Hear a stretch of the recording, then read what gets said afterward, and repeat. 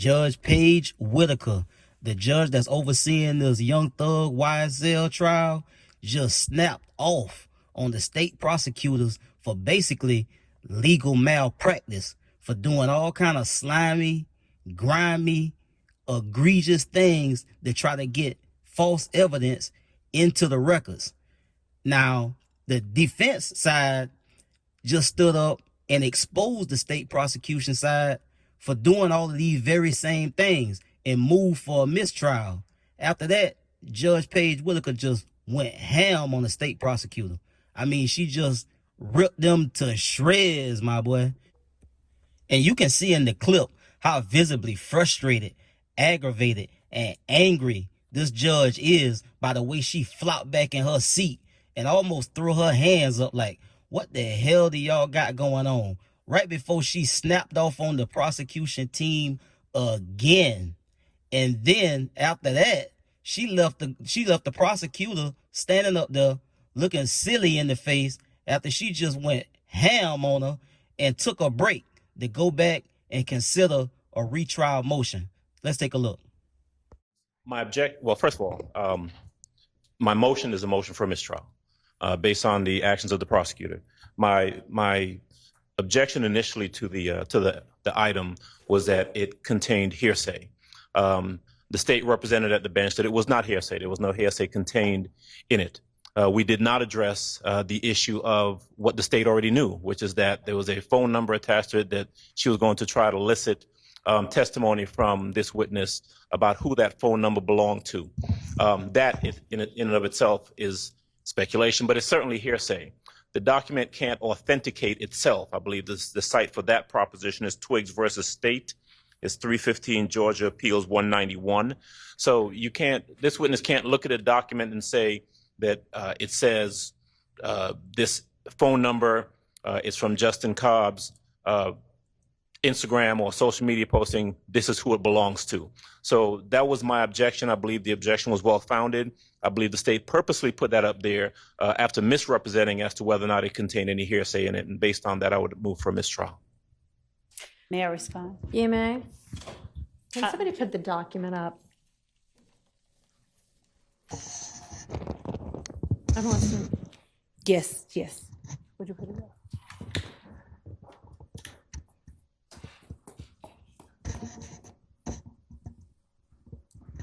First, the state objects to a mistrial. Second, Your Honor, what Mr. Adams indicated that he did not want on here were the comments with where's the phone number? There it is. Yeah, okay. The comments generally being all of the writing on the right side of the picture.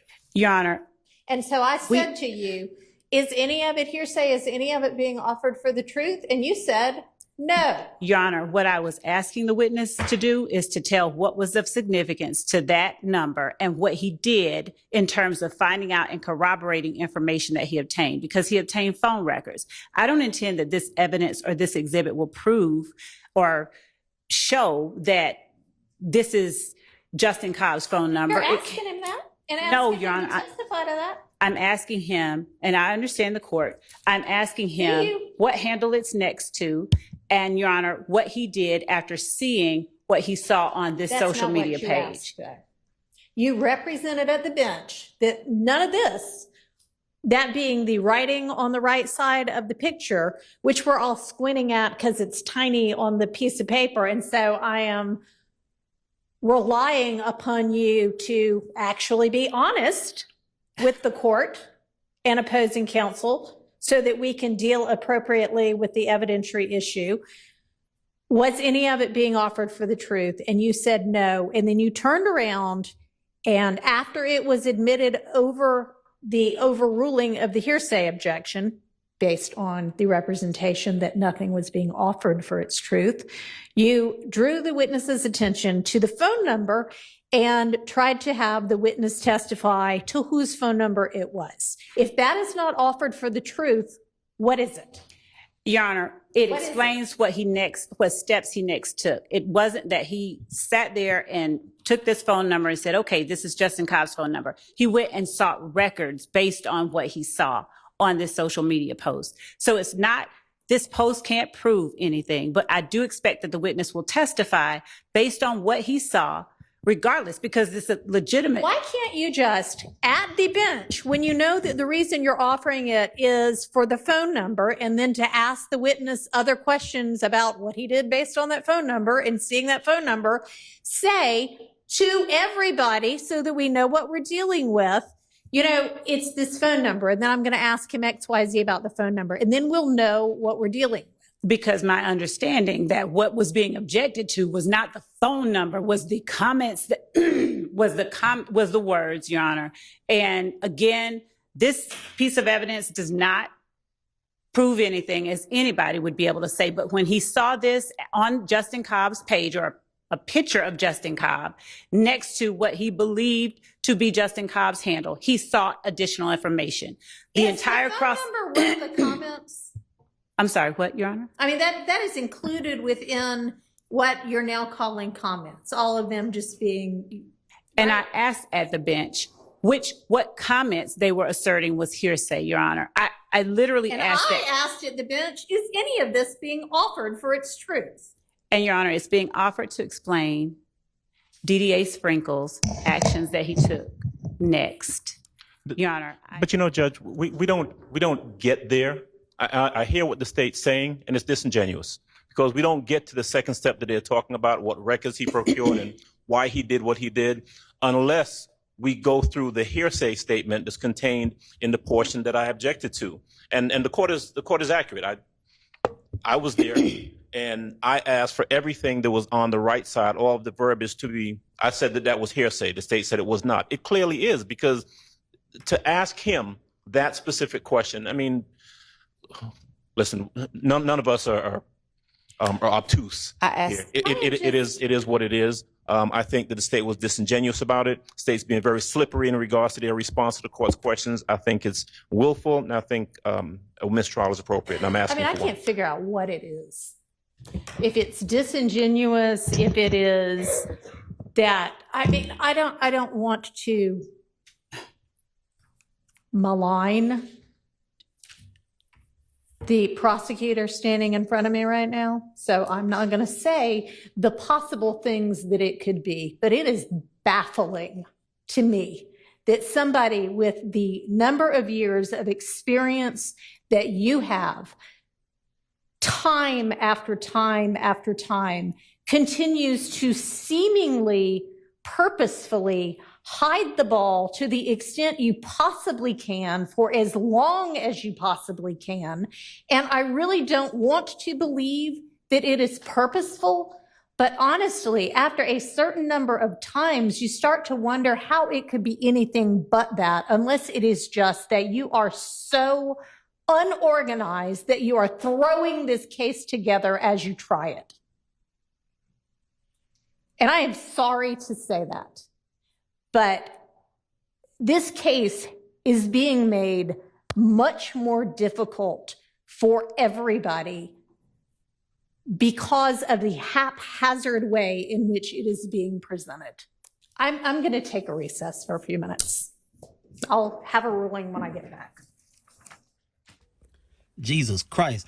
I don't see how this judge can convict Young Thug and send him to prison for the rest of his life based on how unethical the state prosecution team been throughout the duration of this trial. I just don't see it. It's been a complete car wreck. It's been a complete clown show. And I don't know how them jurors in there can, at this point, take the prosecution's case seriously. I mean, I've been looking. I've been dibbing and dabbing. I've been checking over there, seeing what's going on. And every time I go over there and watch, it's a clown show. You got clowns on the stand. You got clown attorneys trying to prosecute a man and send him away for the rest of his life. And they doing all type of sneaky, grimy, unethical things, straight up legal malpractice. And you trying to put a man in jail for the rest of his life based on a flimsy case like this. I just don't see it, bro. Maybe in the beginning, I thought, yeah, they might be got through. They might gonna ban him out. They about to send him up through there. But after this trial started, and I start to see the witness, and we start to really get a good look at the case against Thug, it ain't really a case. Not against Young Thug. It's really not a case against Young Thug. It's a conspiracy case. I understand they trying to get everybody tied into the whole YSL as a gang and not a label, and put everybody in Atlanta that's affiliated or know anything about YSL or rep YSL, any kind of crimes that they may or may not have committed. They want to put the onus of the responsibility on Young Thug. They hardly had any evidence thus far to say this man did XYZ. So I just don't see how you can convict the man when even the judge herself is frustrated and aggravated, and she ain't even been on the case for very long. This the second judge that's done been overseeing this case, and the last judge, he was I don't want to call it, but that last judge, he was fugazi. He was capped. He was trying to work with the prosecution team. He was coming in there spicy every day, talking slick and talking down. He even tried to lock up Young Thug attorney one time. So, and then they got him out of there because he did something unethical as a judge. So he had to recuse himself and get the hell on. And this judge right here, she a white woman. And hey, in the beginning, I said, oh Lord, this can't be good. At least they had a brother, but the brother, I mean, like I said, he wasn't trying to do the right thing either. So then when they got this white woman, I was thinking, oh, they about to burn him now. They about to burn him now. But she seemed to be straight about her business. The prosecution bring their case, put the evidence in, and she calling balls and strikes. She ain't playing no games. She ain't leaning one way or the other. She just calling the case out as she see it play out in front of her. And clearly, she is not happy with the state prosecution and the way they running this case. And this video just proved that. So we'll see what she ruled or how she ruled. And I'll get back with y'all on the next one, man. I'm out.